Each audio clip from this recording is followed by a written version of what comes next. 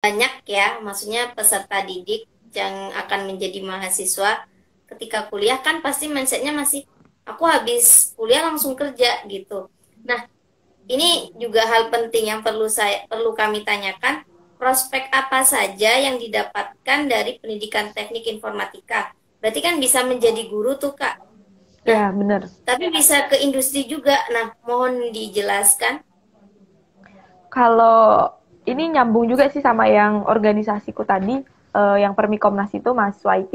Ya, Jadi kalau jurusan IT itu kan di Permikomnas sendiri kita udah mulai kayak pemetaan teman-teman di 34 provinsi itu dikerucutin dari 13 wilayah ini, apa namanya, basic-basic di tiap-tiap wilayah itu kayak gimana. Nah, nantinya itu akan dilanjutkan misalkan di perusahaan atau di pemerintahan, dan prospek mahasiswa IT itu besar banget karena pertumbuhan perekonomian itu pesat juga. Kayak misalkan sekarang semuanya kan serba teknologi.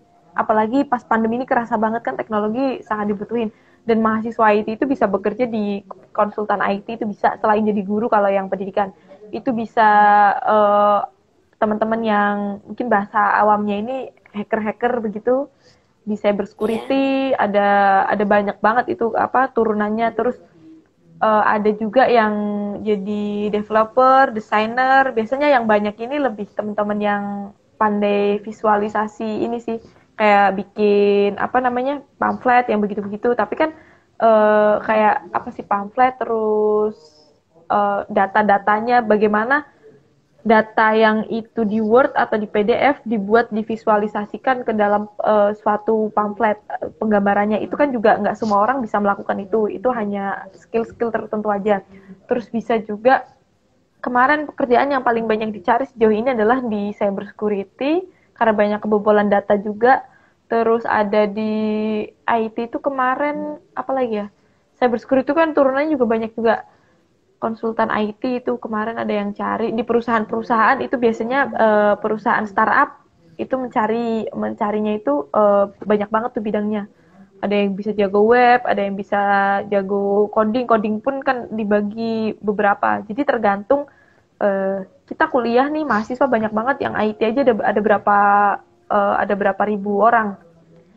Itu kalau misalkan nggak punya skill yang emang itu bisa dijual dalam artian jadi daya tawar kita sebagai mahasiswa IT, itu nggak bakal dapet di dunia industri. Hmm. Makanya banyak banget meme-meme atau pertanyaan, meme-meme banyak biasanya tersebar di apa di Instagram itu, mahasiswa IT disuruh benerin kipas, mahasiswa IT disuruh benerin AC, disuruh benerin blender, kulkas. Nah, itu karena kadang mahasiswa IT itu lupa sama jadi dirinya sebagai mahasiswa IT. Jadi ke IT-annya itu hilang seperti itu. Ini juga jadi ingat salah satu pekerjaan juga yang sekarang lagi disorotin adalah soal pertanian. Misalkan pertanian itu lagi semacam kayak udah mulai IoT itu dikembangkan banget, Internet of Things, misalkan penyiram tanaman otomatis, jadi para petani nggak perlu Ya. nyiram ke sawah, tinggal langsung pencet.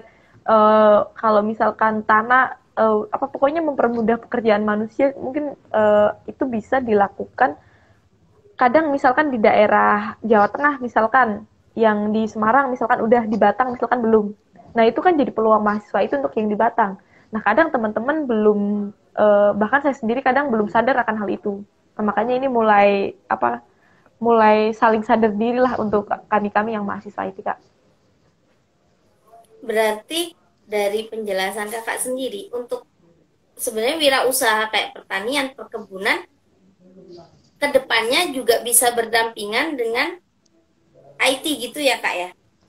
Bisa banget. Bahkan ada program digitalisasi desa kalau Kama ini kan ada juga kan digitalisasi desa, dan bahkan itu satu desa harus semua data itu masuk di satu server, apa misalnya semuanya harus masuk web, dan harus apa ada yang mengaplikasikannya, tapi kan nggak semua para perangkat atau bahkan bisa Iya, tahu cara bikin WordPress, apa mengaplikasikan WordPress, masuk-masukinya. Nah, itu peran iya. mahasiswa itu dari peran mahasiswa IT dari yang terkecil mungkin itu untuk yang di Oh, skala jadi desa.